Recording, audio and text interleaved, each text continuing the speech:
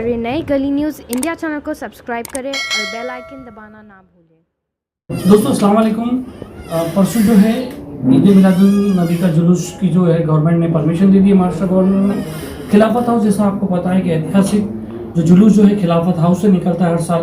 पिछले 2 साल से कोई वजह से एक वजह से नहीं निकला एक बार, और एक बार जो है कम उसमें निकला, मगर इस बार बहुत ज़ोरों शोरों से जो है गवर्नमेंट को गाइडलाइंस फॉलो करते हुए जो है जुलूस निकलने की तैयारी हुई। आज हज़रत मोइन मियां के यहाँ पर मीटिंग भी चल रही थी।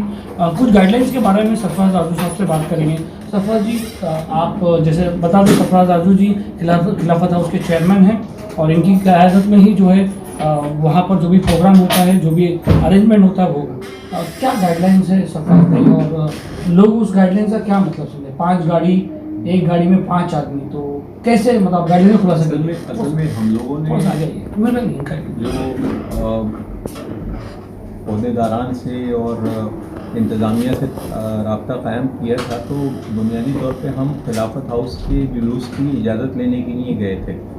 लेकिन वहाँ पर बात ये आई कि महाराष्ट्र के मुख्तलिफ़ इलाक़ों से भी जुलूस निकलते हैं और हम लोग सिर्फ अपने जुलूस के लिए इजाज़तनामा ले लें और बाकी लोगों के लिए बात ना करें, तो ये बिल्कुल गैर मयारी चीज़ होती है।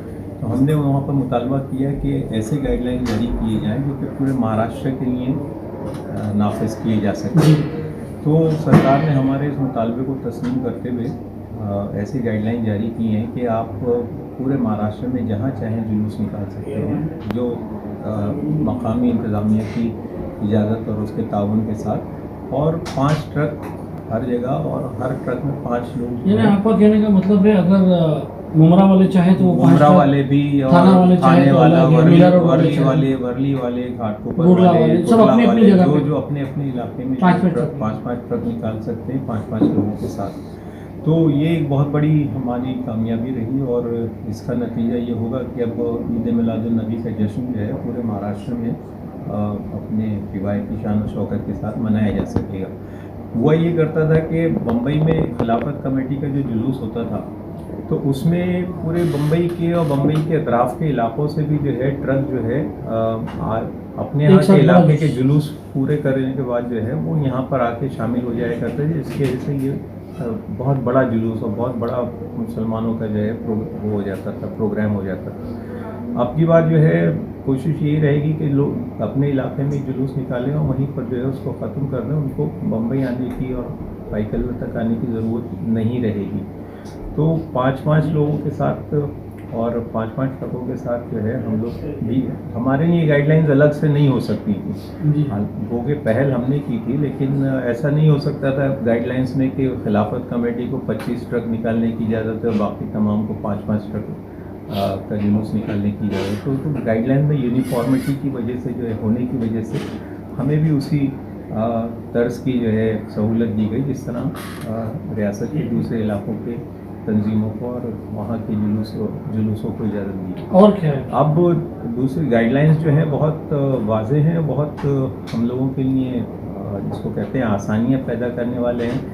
एक तो पहली बात तो ये हुई कि आप जो है 5-5 ट्रकों के साथ जो है अपने जुलूस निकाल सकते हैं। दूसरी गाइडलाइन ये है कि आप के जो रिवायती पंडाल और मंडप लगते थे इस्तकबाल के लिए, स्टेज लगते थे, आप वो स्टेज भी जो है वो मकामी इंतज़ामिया की परमिशन के साथ जो है लगा सकते हैं।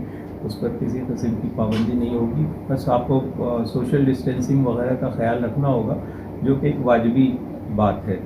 तीसरी बात ये होगी कि हम लाउड स्पीकर वगैरह भी जो है इस्तेमाल करने की हम लोगों को इजाज़त होगी, और वो उसके लिए भी आप जो है मकामी इंतज़ामिया से जो है लाउड स्पीकर यानी कि लिमिटेबल जो परमिसिबल लिमिट है वो। हाँ, ऑब्वियसली नहीं शोर हंगामे वाला नहीं। मैं समझता हूँ कि सिर्फ जुलूस को रेगुलेट करने के लिए इस्तकबालिया जो कलमात या नारे होते हैं, उनके लिए जो है लाउड स्पीकर के इस्तेमाल की इजाज़त होगी।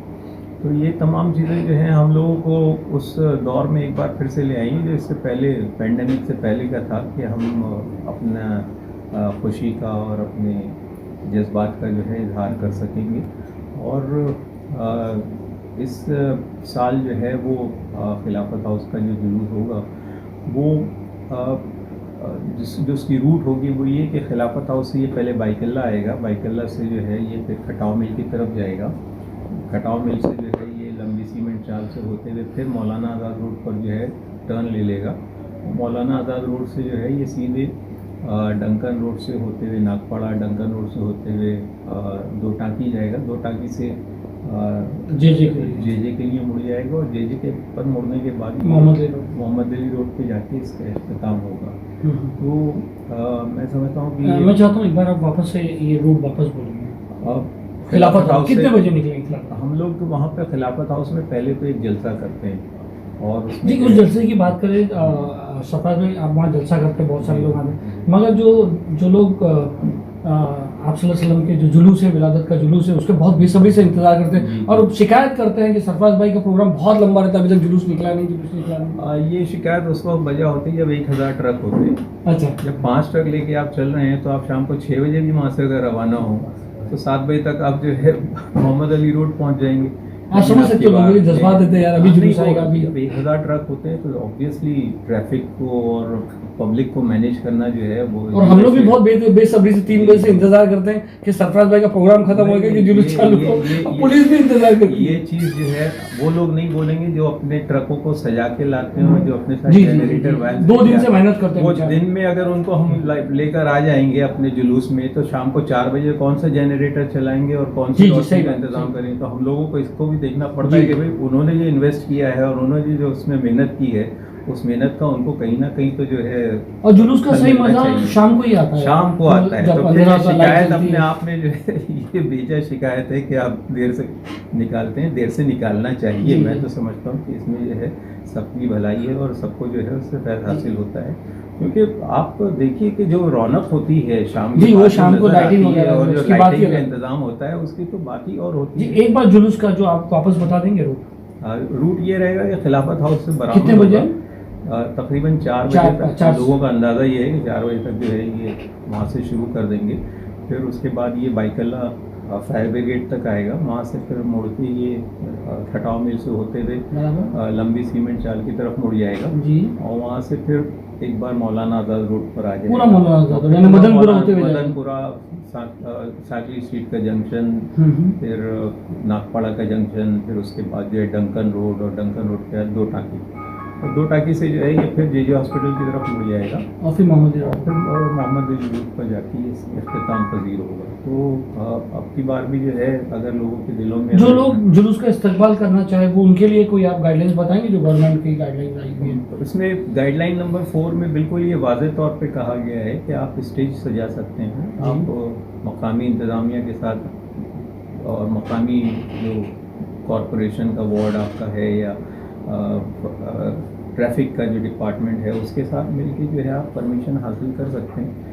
आपको किसी तरह की दुश्वारी नहीं होना चाहिए क्योंकि गवर्नमेंट ने खुद वाज़ेह कर दी, इजाज़त दे दी है। अब उसमें किसी को रुकावट डालने की कोई ज़रूरत नहीं है। और अगर कोई किसी को किसी किस्म की दिक्कत पेश आ रही है, दुश्वारी पेश आ रही है तो हमसे रब्ता कायम कर सकते हैं। हम उसको उनकी परमिशन वगैरह दिलवाने में उनकी मदद भी करने। तो इसके लिए कुछ आपने नंबर निकाला है आपका, या आपका नंबर बोल दीजिए तो लोग किसी को खिलाफत हाउस से रब्ता कायम करें जी। हाँ, खिलाफत हाउस में जो है हमारे लोग रहेंगे जी। और आपको मैं नहीं समझता कि कहीं पे भी प्रॉब्लम पेश आ रहा है, लेकिन अगर है भी तो उसकी जो है एक बार अपील कर दीजिए कि गवर्नमेंट गाइडलाइंस फॉलो करते हुए ये तो अब बगैर कहे हुए इस पर अमल होगा कि भाई गाइडलाइंस जो हैं उनको फॉलो किया जाए। और गाइडलाइंस जो हैं वो हमारे हक़ में हैं, जितनी नरम की जा सकती थी उतनी गाइडलाइंस जो हैं उसमें नरमी लाई गई है। हम लोगों को इस बात का पानी बांटने का भी लिखा हुआ है, पैक वाटर, जी पैक ड्रिंकिंग वाटर। वो जो टेबल लगाकर जो लोग पैक ड्रिंकिंग वाटर या बिस्किट की तकसीम या सैनिटाइजर्स या मास्क वगैरह तकसीम करना चाहते हैं उनको भी इजाज़त है। बल्कि एक चीज़ जो मैं जिसका कहीं जिक्र नहीं हुआ वो मैं आपके सामने आज इसका इंकशाफ कर रहा हूँ कि हुजूर मोइन मिल्लत ने जो है एक पैगाम दिया था 4 रोज़ पहले। यहाँ एक उलमा की मीटिंग हुई थी और उसमें लोगों से कहा था कि ईद मिलादुन नबी के जश्न को जो है सिर्फ जुलूस तक ही जो है ये मत समझिए कि आपने अपना हक़ अदा कर दिया, जुलूस निकाल लिया और जुलूस में शिरकत कर ली। हुजूर ने कहा था कि आप उस रोज़ जो है ब्लड डोनेशन कैंप्स लगाइए, आप जो है गरीबों को खाने खिलाने का उनकी अपील जो है और मतलब उनकी अपील जो है वो भी गाइडलाइंस का हिस्सा है। जी आप लोगों को ये मालूम होना चाहिए कि आप अगर चाहें कि उस रोज़ अगर ब्लड डोनेशन कैंप आपको लगाना है, आपको इस तरह का कोई खैर का कोई काम करना है, तो उसकी भी इजाज़त जो है इन गाइडलाइंस में मौजूद है। और मैं चाहूँगा, लोगों से अपील करूँगा कि इस सहूलत का जो है ज़्यादा से ज़्यादा फ़ायदा उठाया जाए और हमारे जितने भी साथी हैं वो आगे बढ़कर जो है वो लोगों की खिदमत का, कौम की खिदमत का, मुल्क की खिदमत का जो है जज्बा लेकर जो है आगे बढ़ें और अपना वो फरीज़ा अदा करें जो इस्लाम उनसे इसकी तवक्को रखता है। जी, बहुत सही बात कहा है, बहुत सही बात कही है कि जो लोग जानकार हैं इस चीज़ के वो आगे आएँ और जो पब्लिक जो आएगी, जो भी लोग आएंगे और जो भी लोग रहेंगे उनको कोऑपरेट करें, बहुत सही बात है। तो दोस्तों ये थे सरफराज राजू जी, चेयरमैन ऑफ खिलाफत हाउस, इन्होंने गाइडलाइंस का ब्यौरा दिया। आप सबको पहले से ही एडवांस में जो है आपको ईद मिलादुन नबी जुलूस की जो है आपको पहले से मुबारकबाद देते हैं और ईद मिलादुन नबी की भी आपको पूरा मुबारकबाद देते हैं। सलीम शेख गली।